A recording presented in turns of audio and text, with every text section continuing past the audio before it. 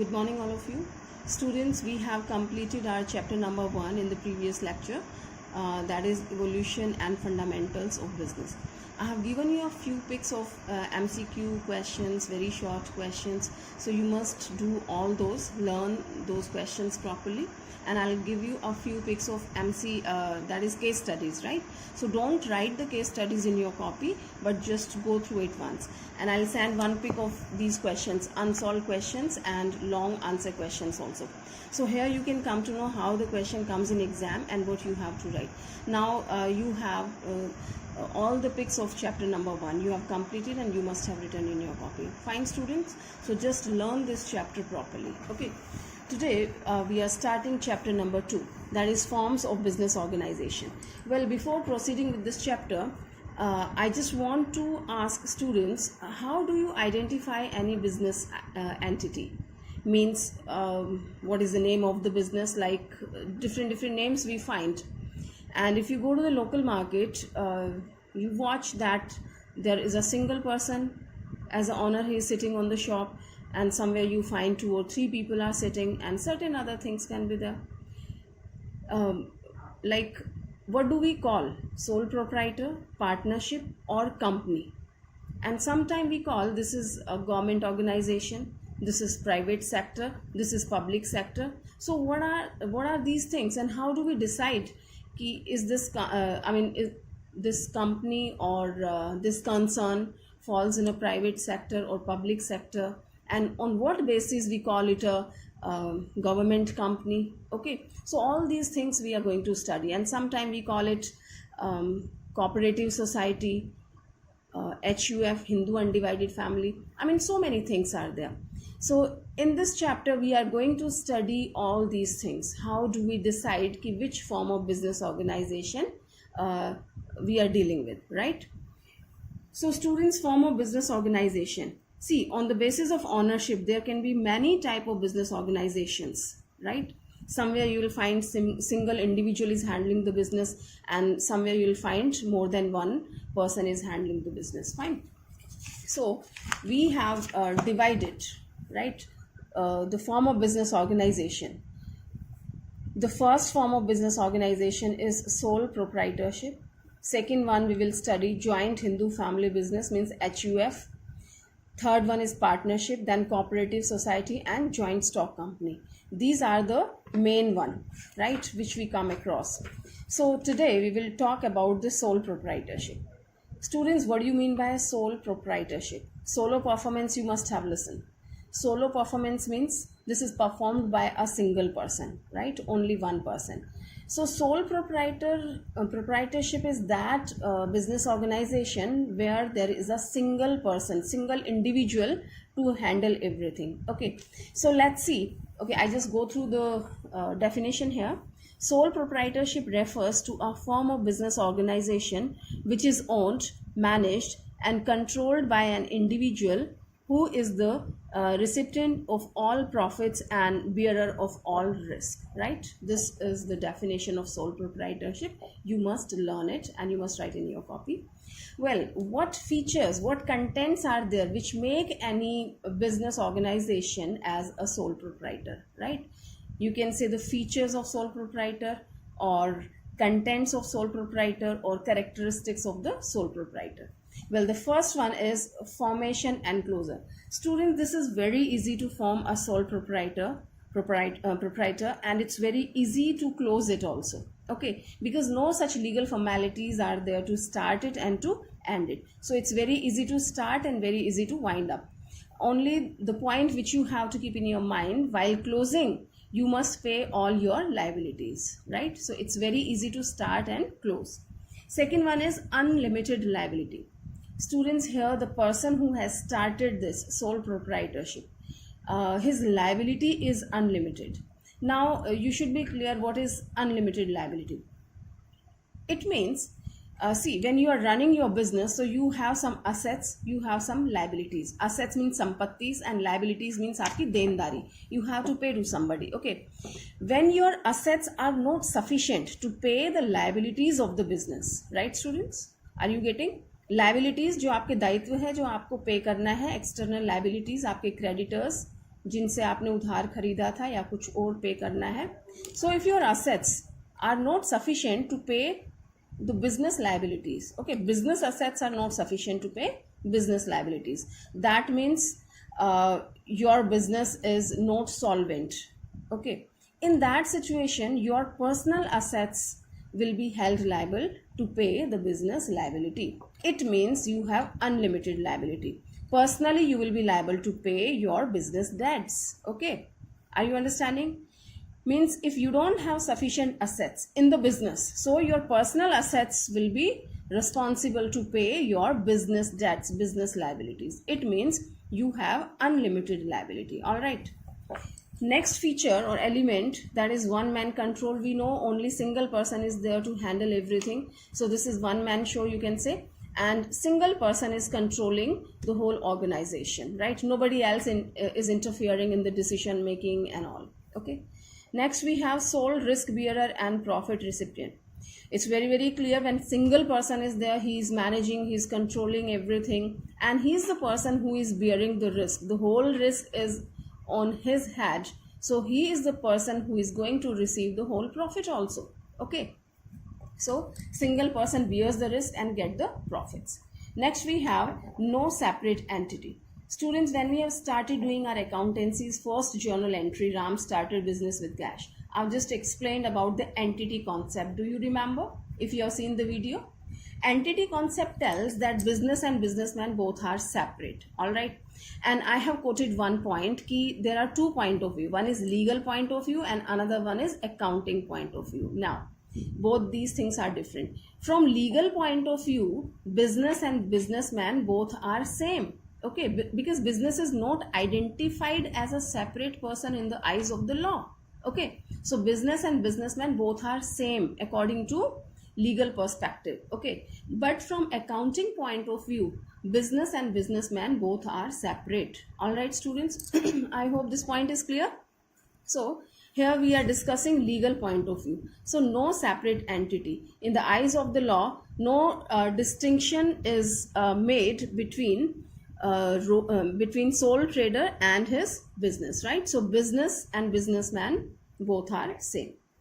Next we have lack of business continuity. Well students, when the single person is taking care, suppose the person falls ill, right, and he has got admitted in a hospital, he's not coming to the business, fine, he's not handling these during his ailment. Okay, so there is a problem, how the business will continue. Suppose insanity, death or imprisonment takes place, physical ailment for the long time of the period, bankruptcy, insolvency, right? These things are taking place in the life of the businessman. So he won't be able to run the business because he is only the single person to look after. When he is not available to look after, so there is a lack of business continuity, right? And business may be shut down. All right. So these are the elements. If we find these elements in any of the business, so we call it a sole proprietorship. Fine students. So just have a look. This was formation and closure, very easy. Unlimited liability the person is having, one man control, sole risk bearer and profit recipient, and no separate entity, and lack of business continuity, right? Now next topic we have, that is merits of sole proprietorship. Students, I tell you the features. Features means characteristics. Now before explaining this merit, I just ask one thing. Suppose I take example of Mr. Ram. Mr. Ram is there. Just tell me the qualities of Mr. Ram. Mr. Ram is this boy is very handsome. He's tall. He's very intelligent. Okay. But one drawback is there, that he's a little bit sluggish in studies, right? And he's very well disciplined. And another thing, what should be that? He doesn't complete his homework right in time, doesn't obey the parents and teachers, like these kind of thing. So you will find so many qualities and drawbacks in a person, right? A single person, no one is having all the good qualities. At least a few bad qualities will be there, and no single person is having all the bad qualities. He'll be having some good qualities also. So same goes in case of any business entity. You'll have some merits and demerits. Okay, so merits and demerits always come from the feature means specialities, qualities, characteristics, either of a person or business organization. Okay, so all these features which we have discussed, we find the merits and demerits from these points only. ठीक है, अगर आपने features कर लिए तो you can answer all the merits and demerits. So the first one is ease of formation and closure. This is the same point which we have discussed in the feature. Merit, this is one of the positive point of the sole proprietorship, that it's very easy to start and it's very easy to close. Reason, because no legal formalities are there. Okay, that's in your reach. Whenever you feel like to start, you have some facilities, you can start it, and if you don't feel like to do this business anymore, you can shut down. Well, next merit is secrecy, because you are only the single person to do that. All the secrets are with you, business secrets are with you. You know what to do, what not to do. Okay, that's in your control. So most secrecy can be maintained in sole proprietorship. Well, third one is direct incentive. Direct incentive means proprietor enjoys all the profit of the business, as there is no one else to share the earning of the business. Direct relationship between the efforts and reward. See, direct effort means if it is a partnership, so we may think once ki I'm doing the whole work from morning till night, and Mr. Partner comes to share the profits. Yeah, so many people are there to share the profit. So why should I do this much hard work for others? These kind of feeling comes in your mind. But here, it's not like that. Direct incentive. Whatever you do, whatever the hard work you are doing for your business, you get the reward of that, right? So, as more efforts you are putting in your business, more profit you are getting. Direct relationship between the efforts and reward. Well, next merit we have sense of accomplishment. You know, when you complete some task yourself, so you become confident, you become more confident, and you get a sense of accomplishment. Yes, you have accomplished that work, and you feel motivated to do something else further. Okay, so this is also one of the merit. Next is quick decisions. Students, you don't have any other person to discuss with and to take permission or consent and all. You are only the single person who has to decide the thing. Okay, just take your time and decide about any of that event. So quickly you can decide about the things. In rest of the business organization, you will find it takes a long time and lengthy process in some of the organization. So comparatively to all those, it's very, very easy, and no time has been taken in sole proprietorship to decide something. So quick decision. Well, besides all these merits, we have some drawbacks also. So what are the drawbacks, limitations we can say? First one is limited resources. Students, one person is having the limited resources with him, right? Either he has some own reserves or deposit amount, or maybe he has taken his from father, family members and friends, or he has taken loan on his property. But whatever the resources he's adopting, these are limited only. Okay, if you want to start your business on the large scale, that's not possible for you, because you have only and only limited resources. So this is one of the drawback. You can't start your business or run your business on the large scale. Well, next we have limited life of business. Well, as we have discussed this point, lack of business continuity due to certain reasons, certain problems, one can't continue business for a long time of period if problem arises in someone's life. So the life of that business is limited. Sole proprietor's life is limited. So here it is explaining, a sole proprietorship firm doesn't enjoy continuity of existence. Its survival and continuity depends on the life of proprietor. Death, illness, or otherwise any incapability of the trader may result in closure of the business. So it's possible that the legal hires will be able to run the business successfully. Not always possible. Maybe legal representatives, they can run the business, and maybe they are not capable to run the business. Well, next limitation is unlimited liability. This we have discussed, students. In the features we have discussed unlimited liability. Well, here if the assets of the business are not sufficient to pay the liability of the business, in that situation personal property or personal assets of the businessman will be responsible to pay the business liability. So he is not very much safe, so his liabilities are unlimited, one of the drawback. Well, next we have limited managerial ability. Quite possible that you are good in one thing, or you are very good in marketing part.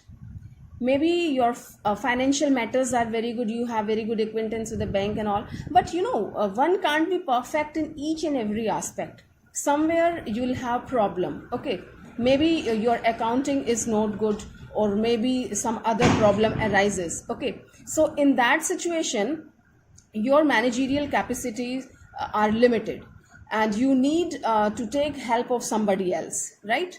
So this is one of the drawback. If you think my business is small and I'll handle everything, I'll do everything myself, so that's not possible for you. You need help of somebody, right? So this is also one of the drawback. Well, students, here we have completed our sole proprietorship, all the topics of the sole proprietorship, definition, features, merits and demerits. So just write down all these points properly and learn that. Thank you so much.